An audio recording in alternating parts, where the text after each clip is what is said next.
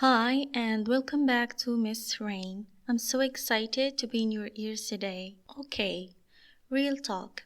When you're doom scrolling and a video literally makes you stop and think, it's my looking era. No distractions, no going out, gym twice a day, full discipline, new woman unlocked.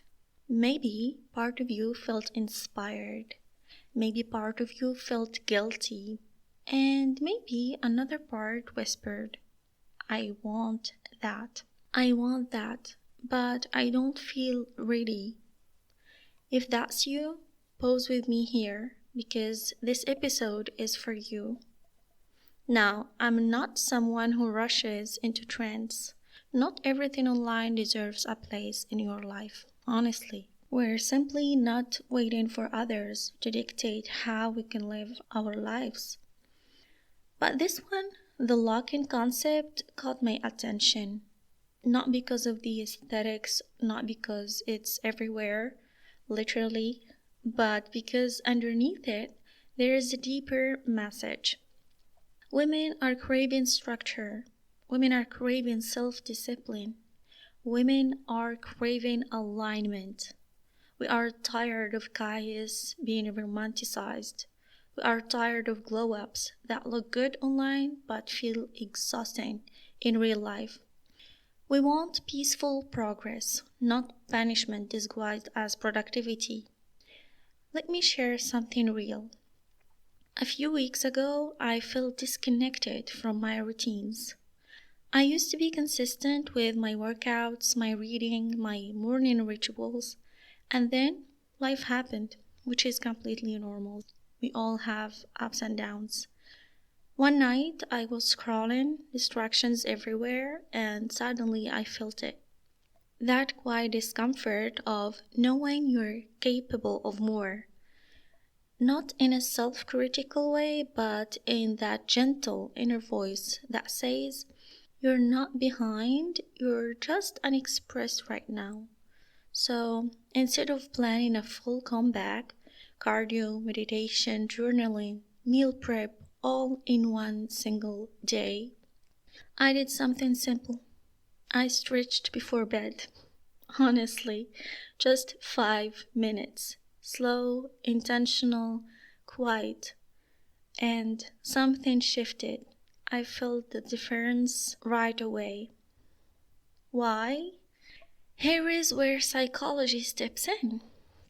So, Stanford psychologist B.G. Fogg developed the tiny habits method based on behavioral science research, showing that small, easy actions are more likely to stick because they bypass our natural resistance to change and build confidence through quick wins. When a habit feels achievable and you complete it, your brain releases dopamine, a reward chemical, which reinforces the behavior and makes you more likely to repeat it. And neuroscientist Andrew Haberman explains that neuroplasticity, your brain's ability to rewire itself, happens through consistent, repeated actions rather than occasional intense effort. Small daily practices literally reshape your neural pathways over time. So, no, it's not laziness, it's neurology. The amygdala, your brain's threat detection center, is wired for caution. When you try something new or step outside your routine, it can trigger a protective response that feels like resistance or lack of motivation. But it's actually your nervous system being cautious about change.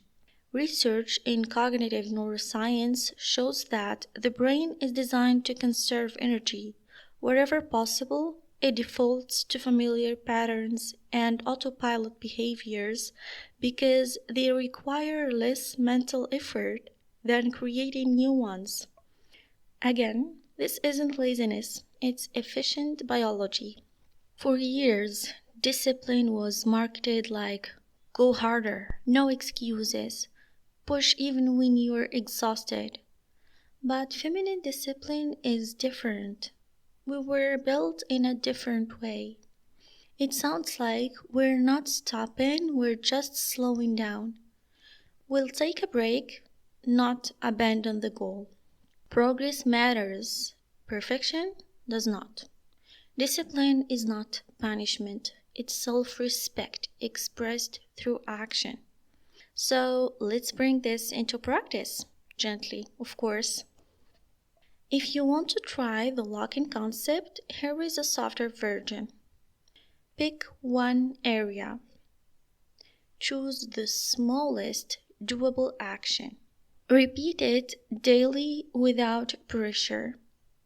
And last but not least, celebrate consistency, not intensity. For example, drink 1 glass of water when you wake up.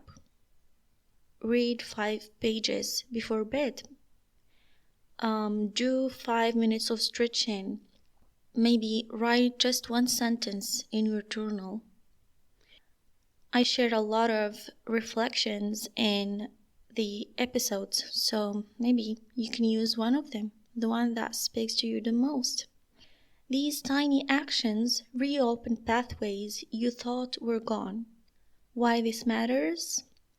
Because when you slowly rebuild discipline, something powerful happens. You rebuild trust in yourself. You remember you keep your promises, and you stop waiting to feel ready and start creating readiness. And that is when self-respect returns. Quietly, confidently, sustainably. So if you're entering your lock-in era, let it be gentle. Not an overreaction, not self-punishment, and not a performance for the world. Let it be a homecoming, a remembering, and a reconnection with the version of you who is waiting patiently to be lived again. Because sometimes the soft restart leads to the strongest transformation.